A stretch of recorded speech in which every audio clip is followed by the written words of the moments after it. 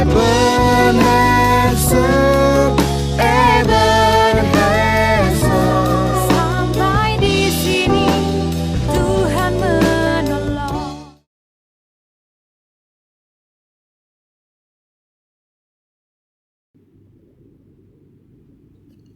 Puji Tuhan, haleluya. Selamat pagi Bapak Ibu Saudara-saudara sekalian. Pagi hari ini kita akan kembali belajar kebenaran firman Tuhan. Dan saya percaya bahwa kita akan diberkati dengan setiap kebenaran firman yang akan kita terima pada saat ini.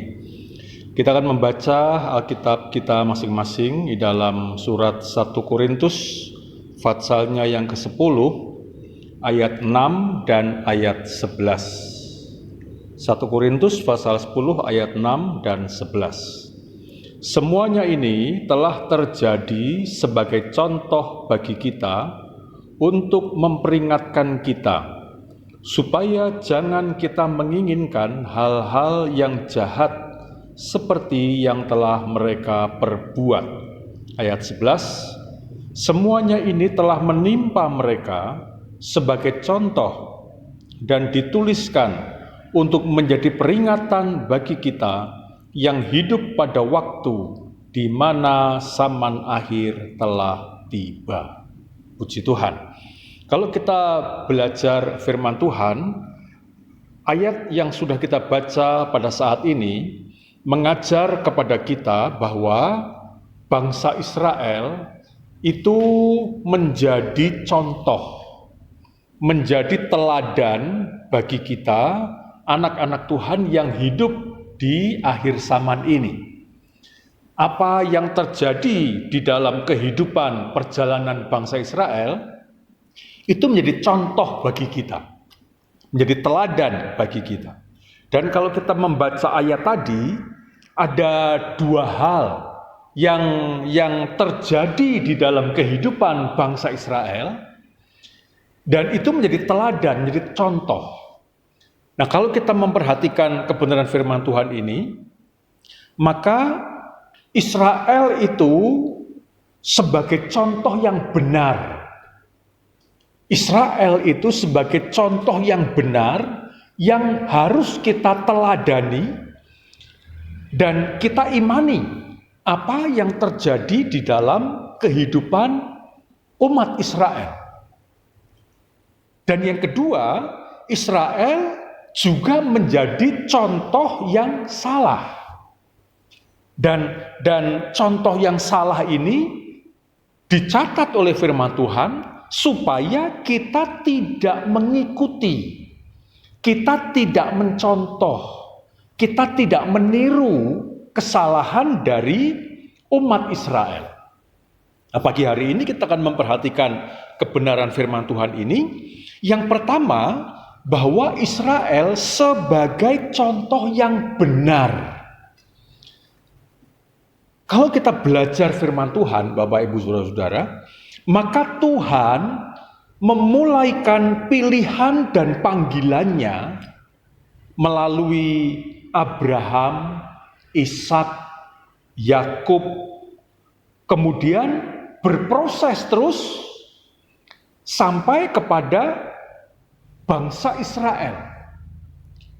Dari Abraham, Ishak, Yakub ini yang menjadi nenek moyang dari bangsa Israel, itu mereka diproses dan Tuhan memiliki rancangan yang khusus bagi bangsa ini, bagi umat-umat ini yang tinggal di muka bumi ini, sehingga melalui bangsa ini Tuhan ingin menerapkan, Tuhan ingin melakukan rancangannya melalui bangsa Israel kepada dunia ini.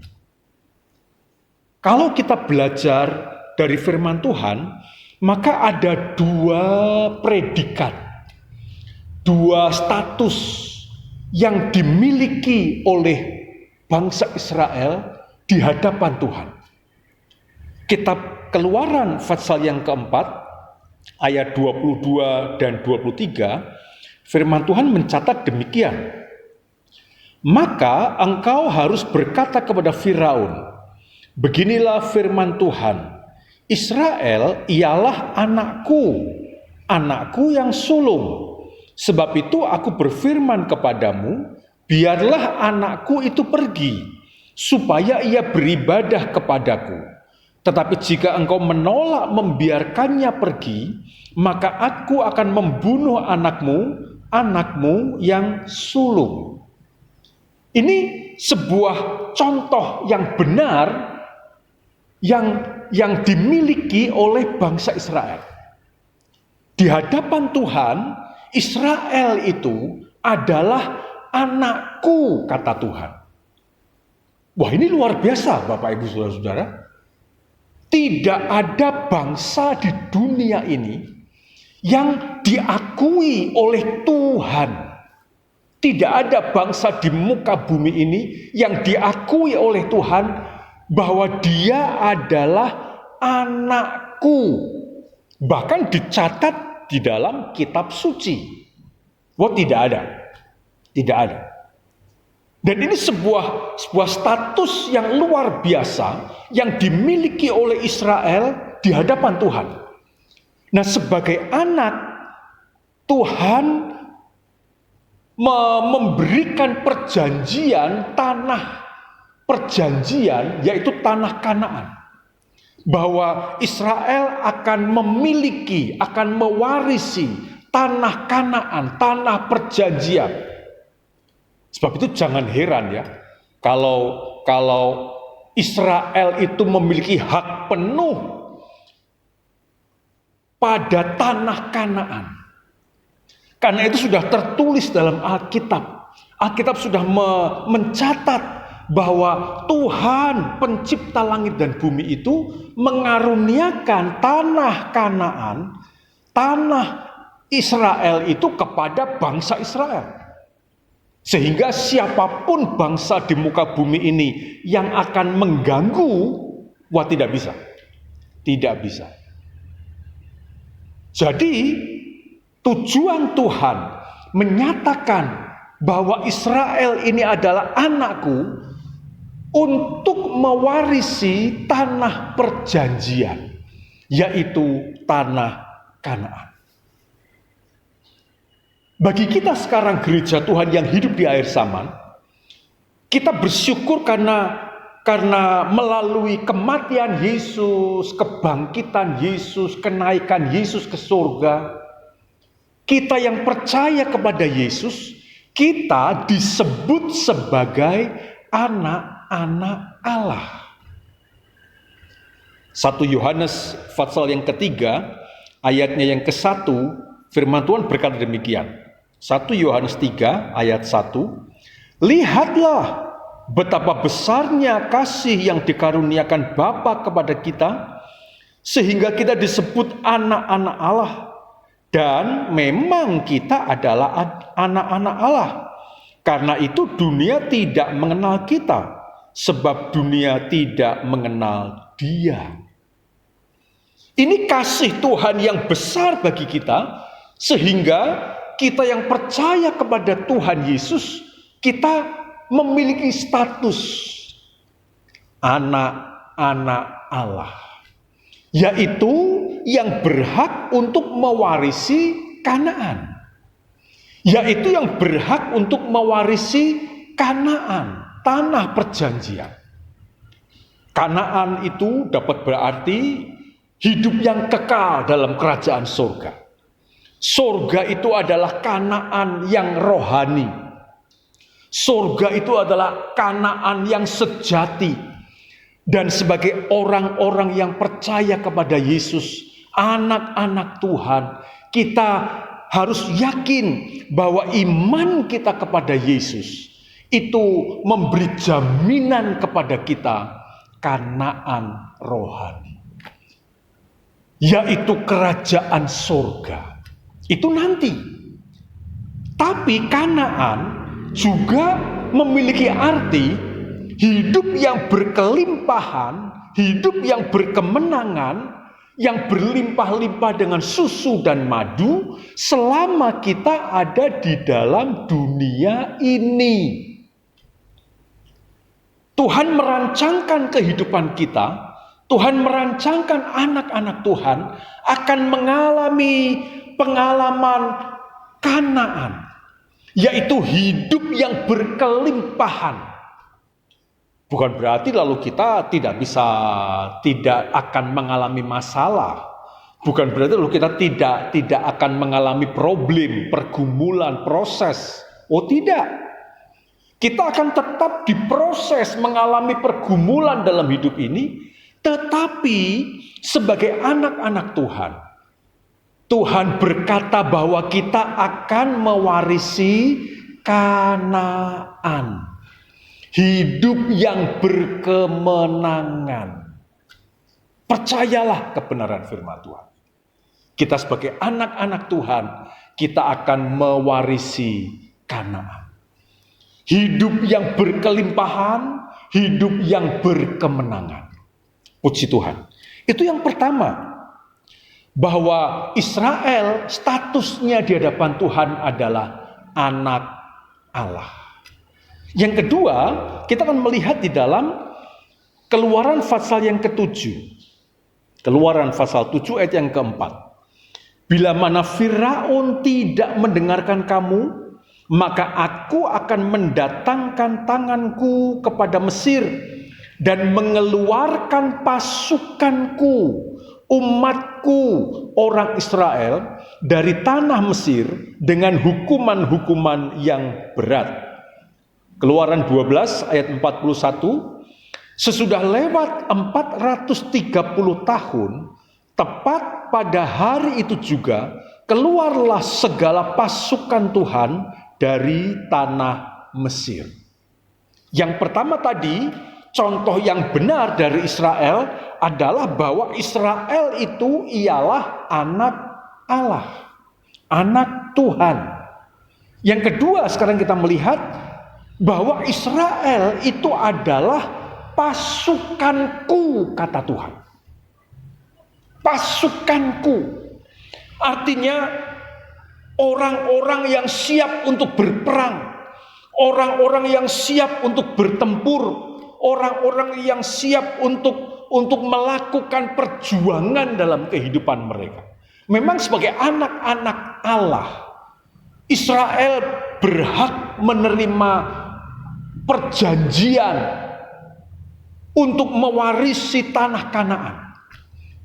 Tapi bukan dengan enak-enak saja. Perjanjian itu diwarisi, diterima oleh Israel bukan dengan bermalas-malasan, bukan dengan bersantai-santai, tidak. Mereka harus membekali diri dengan hati, dengan pikiran, dengan perasaan yang siap untuk berjuang. Sebab itu Tuhan katakan, Israel ialah pasukanku. Pasukanku. Mereka keluar dari Mesir, Tuhan ingin melatih mereka untuk bertempur, untuk berjuang.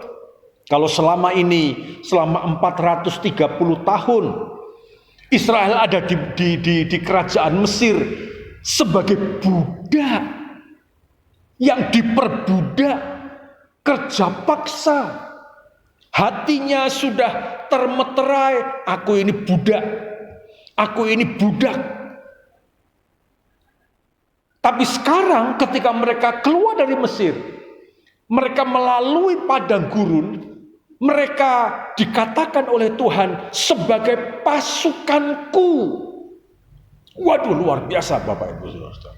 Sebagai pasukan Tuhan yang siap untuk dilatih oleh Tuhan, supaya mereka tidak lagi memiliki hati sebagai budak, tapi mereka memiliki hati sebagai pasukan, sebagai prajurit Tuhan, sebagai tentara Tuhan, yang siap untuk dilatih berperang, dilatih untuk berjuang, untuk bertempur dalam kehidupan ini, sampai mereka mewarisi tanah Kanaan.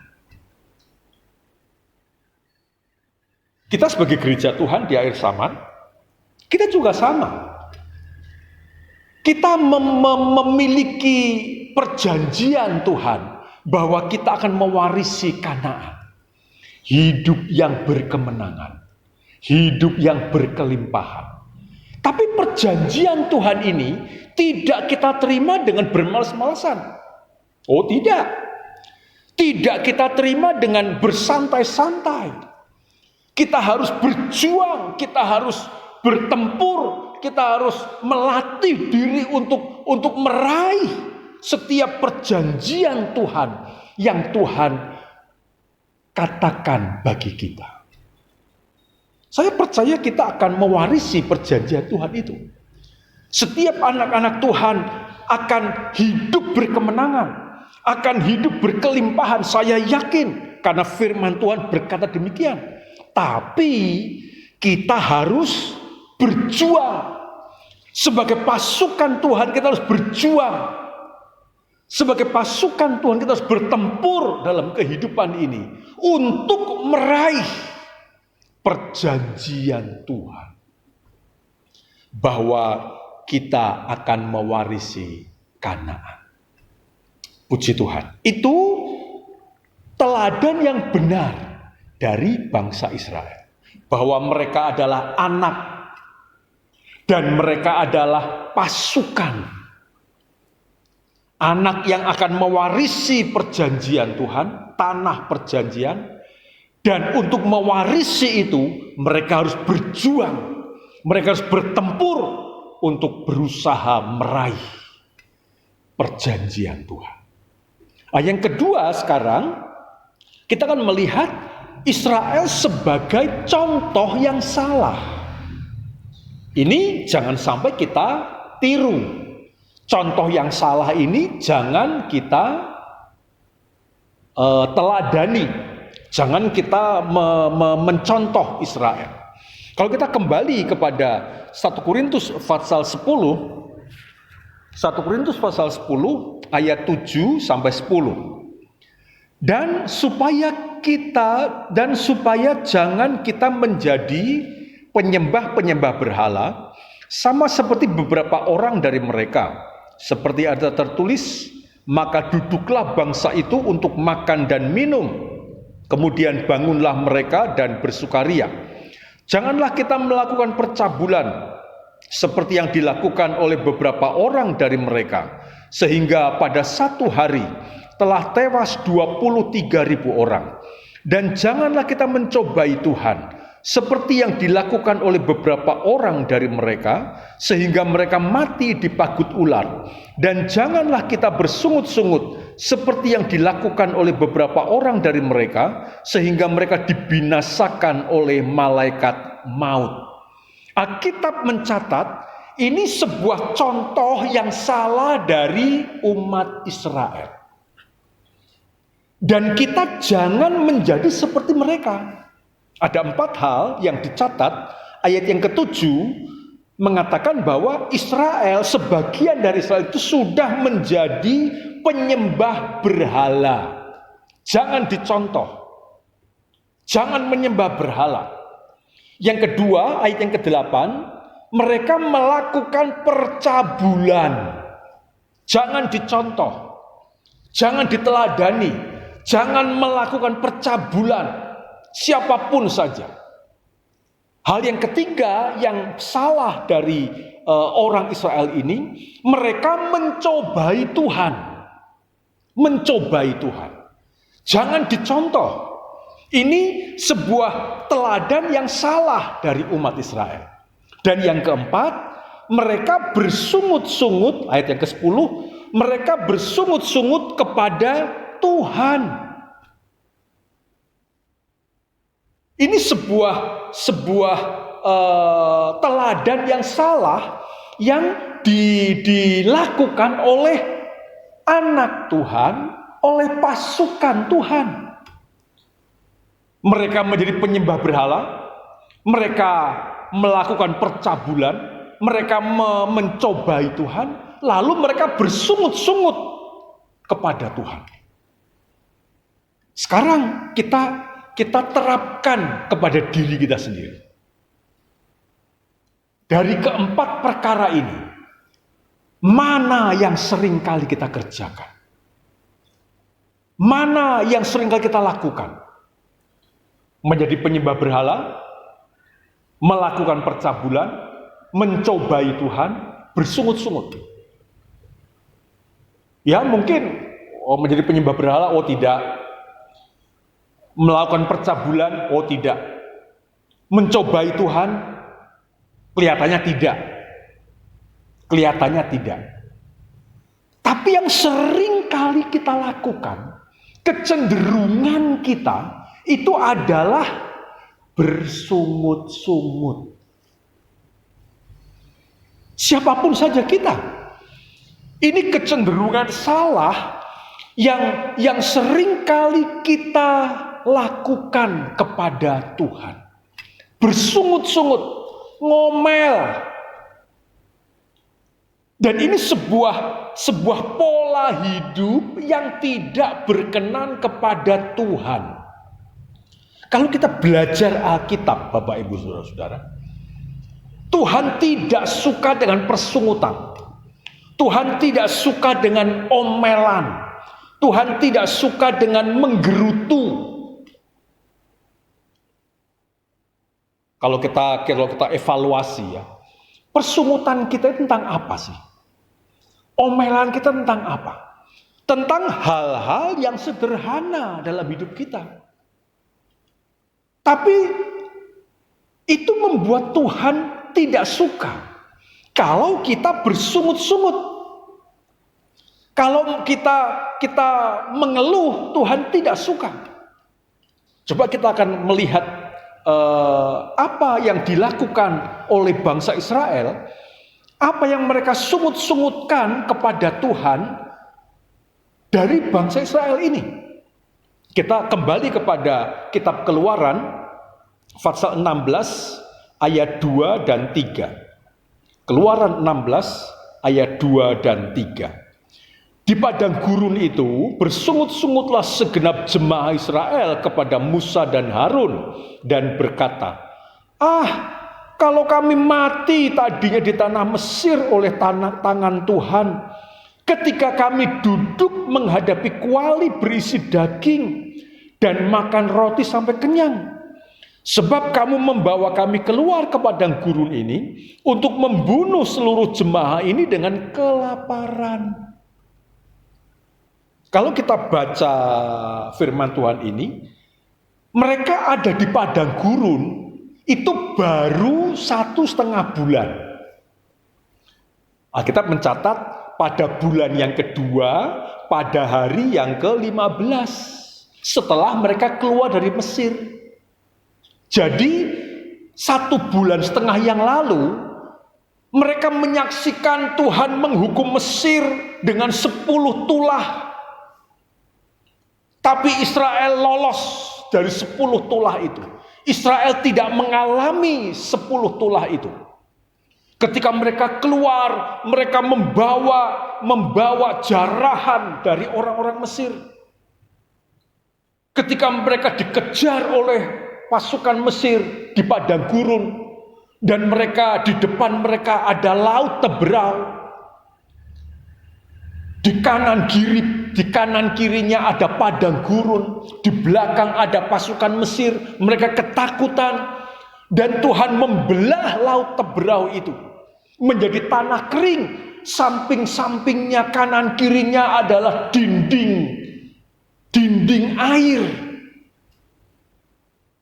1,5 bulan yang lalu Tuhan baru saja mengadakan tanda-tanda mujizat yang ajaib, yang luar biasa.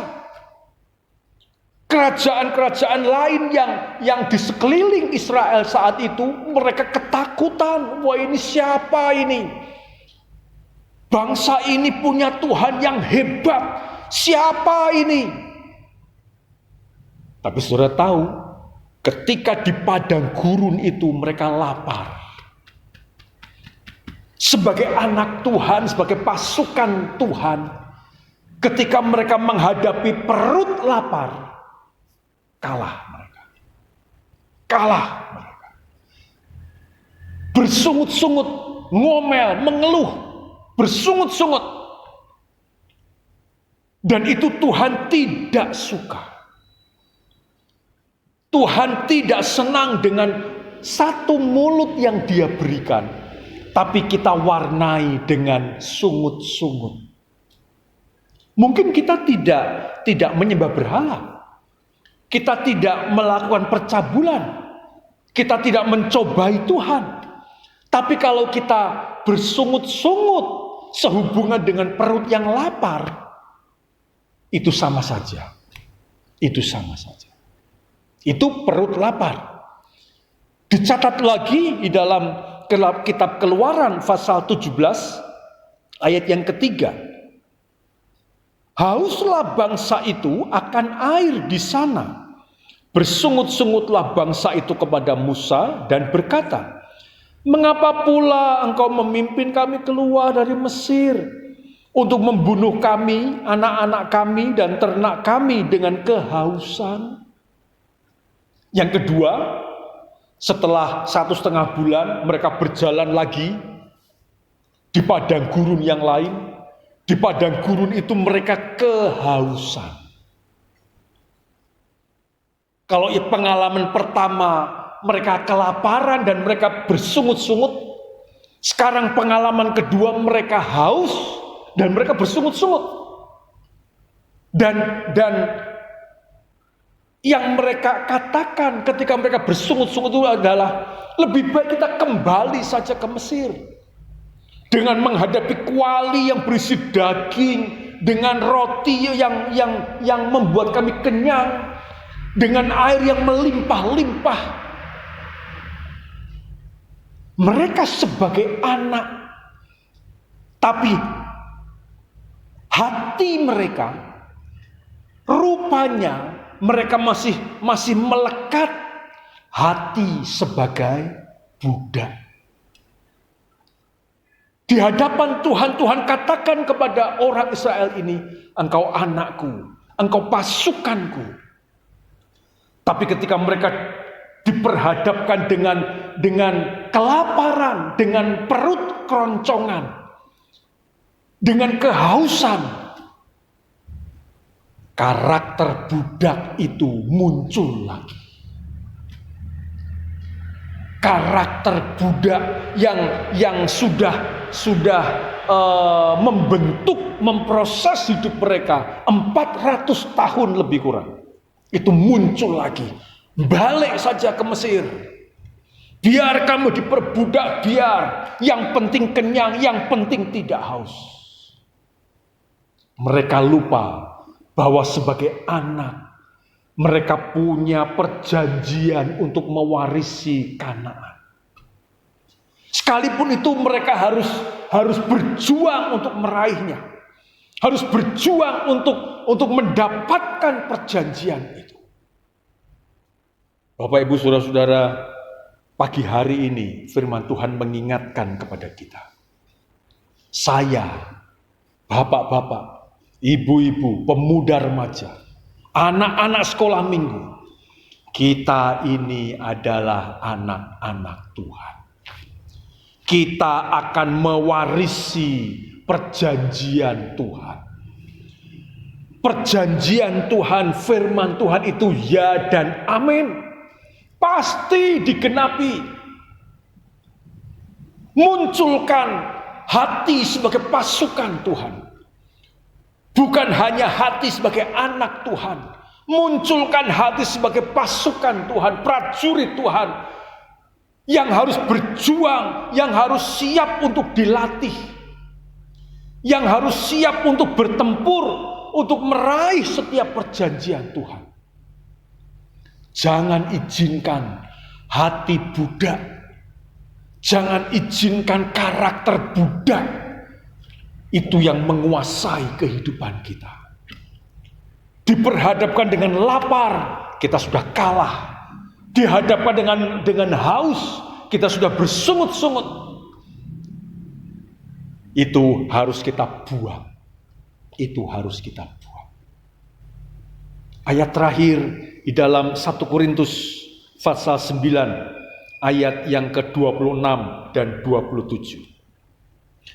Sebab itu aku tidak berlari tanpa tujuan, dan aku bukan petinju yang sembarangan saja memukul, tetapi aku melatih tubuhku dan menguasainya seluruhnya, supaya sesudah memberitakan Injil kepada orang lain, jangan aku sendiri ditolak. Firman Tuhan mengajar kita sebagai anak-anak Tuhan, sebagai pasukan-pasukan Tuhan. Mari latih diri kita, kuasai diri kita. Kita harus berjuang terus untuk meraih setiap janji Tuhan dalam setiap pribadi kita. Percayalah, Tuhan tidak pernah berdusta.